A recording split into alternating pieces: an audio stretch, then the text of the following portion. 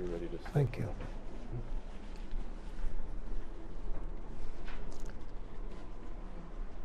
Good morning.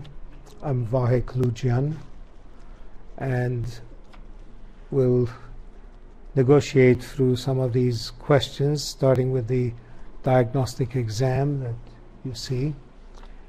So let's start with the first question.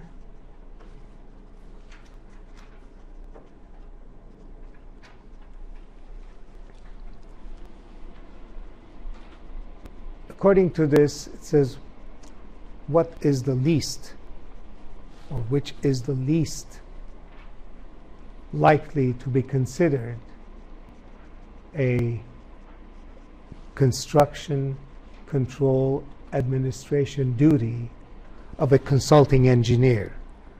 Now, a consulting engineer is somebody who's brought in to provide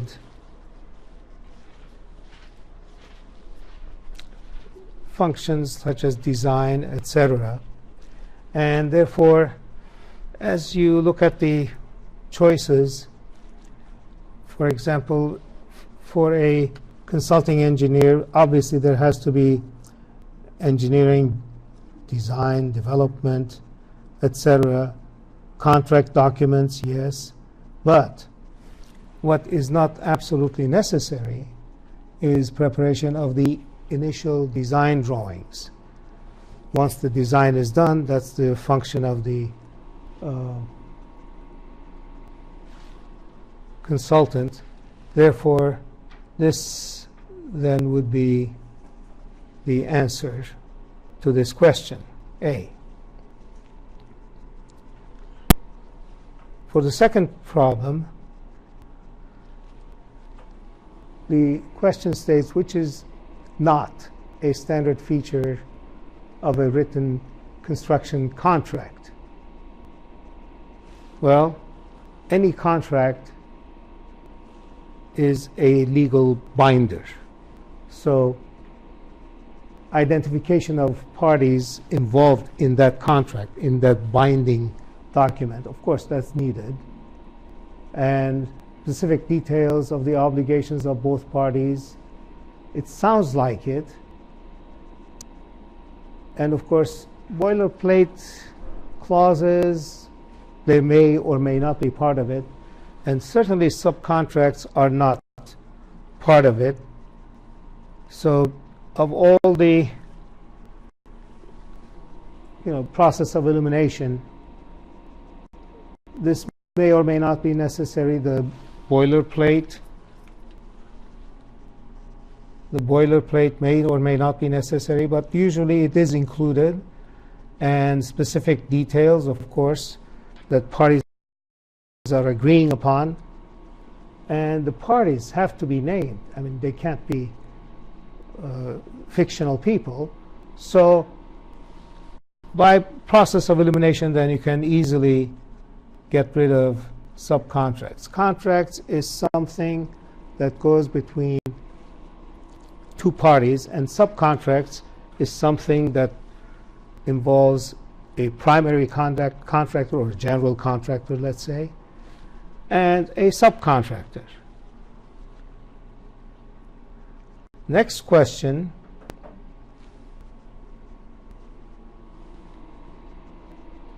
Which option best describes the contractual lines of between parties in a general construction contract? Well, this takes a little reading because there's a lot of text here. But anyway,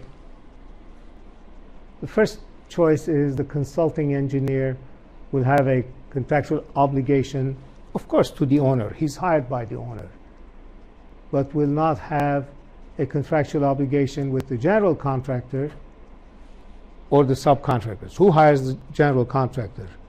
The owner. Maybe the consulting engineer can guide that owner, but ultimately the contract is between the owner who's paying the money and whoever is delivering the work.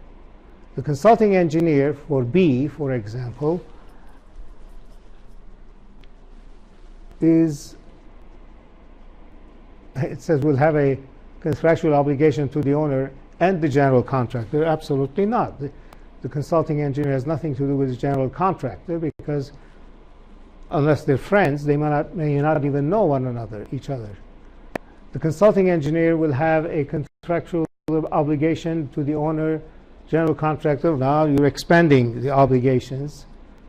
So you can already see which of the so far A, B, and C. A is probably the most likely one, and for D, the consulting engineer will have a contractual obligation to the general contractor, but will not have a contractual obligation to the owner. Well, that really is definitely, most assuredly wrong. So again, by process of elimination, A would be the answer. Any questions so far?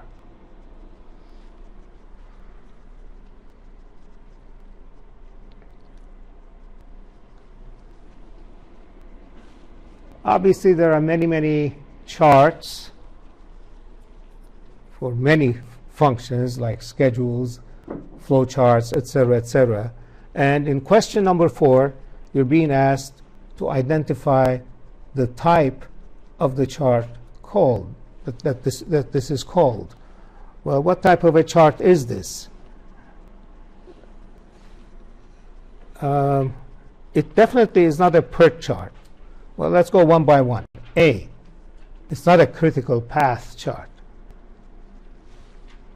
It definitely is not a rectangular or a bar chart that shows scheduling and things like that. It's not a PERT chart. So again, by process of elimination and by looking at the shapes, you can say that it is a triangular bar program schedule.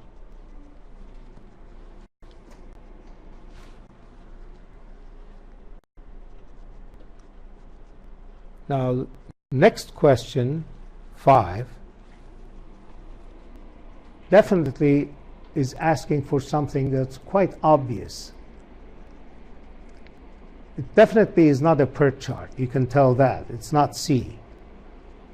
And of course, it's not a Gantt chart. And you see, obviously, some arrows. And therefore, you say, okay, more than likely, this is an arrow type of a chart. Now, the only thing that you might possibly confuse this with is A and B. The difference between A and B would be you'll have exactly the same thing except for the absence of the arrows for A. It'll be a bubble activity on the mode network type of a chart.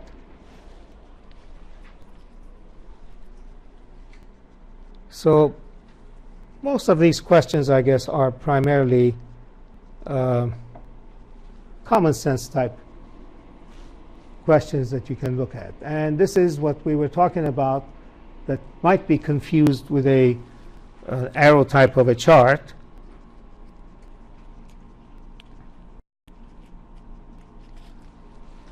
But as I said, that one has arrows, this one doesn't, and therefore this is the choice A, bubble activity on chart.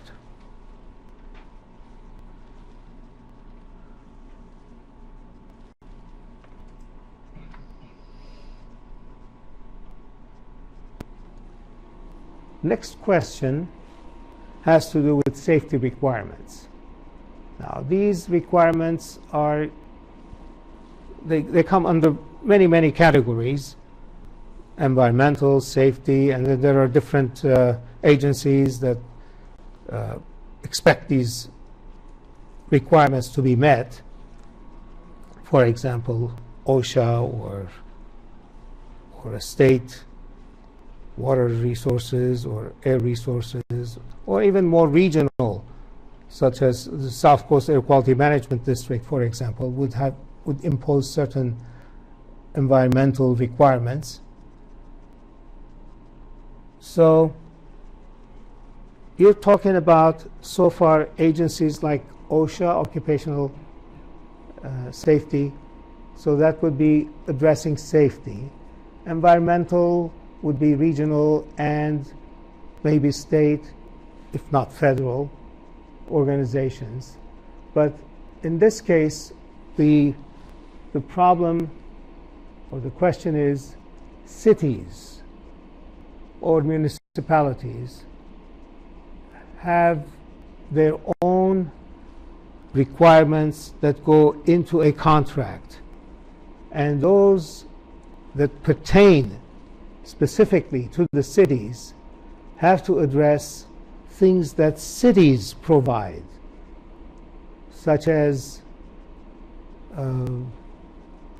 fire hydrants for fire protection, storm drain or sewer manhole structures, or curb and gutter, sidewalks, and of course the concreting, whether it's asphalt concrete, whether it's Portland cement concrete. So these are things that cities automatically include in their contractual agreement, and therefore, again, by process of elimination, we can say that C is the correct answer.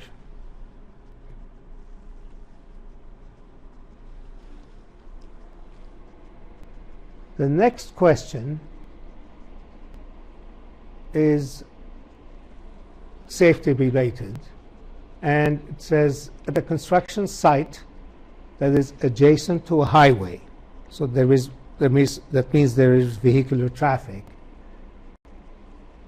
who is required by OSHA, Occupational Safety and Health Administration, to wear safety vests for high visibility or highly visible clothing?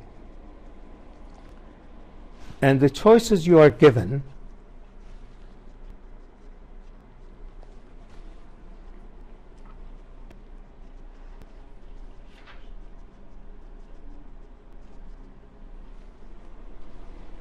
A, only the flaggers who are exposed to public vehicular traffic. Public vehicular traffic means not construction equipment, construction vehicle traffic, but ordinary licensed drivers driving passenger cars or pickup trucks or even commercial vehicles. So flaggers who are exposed to such traffic that are using this highway, after all, it is near a highway or adjacent to a highway, so they have to be protected by people who are using the highway, and these are the flaggers who are exposed to these vehicles that are driven by the public. Now, all flaggers includes also flaggers that are directing traffic or what have you, that have to do with the construction vehicles, trucks that are bringing, etc. So those who are not exposed to public traffic need not, because they're already part of the construction crew and everybody understands who they are, what they are, why they're there, etc., etc., etc. So it's not the flaggers or C, the construction workers who are exposed to all traffic, because those are already very much recognized by the construction workers themselves. And then D says all personnel, including supervisory staff, who may or may not be there, and visitors.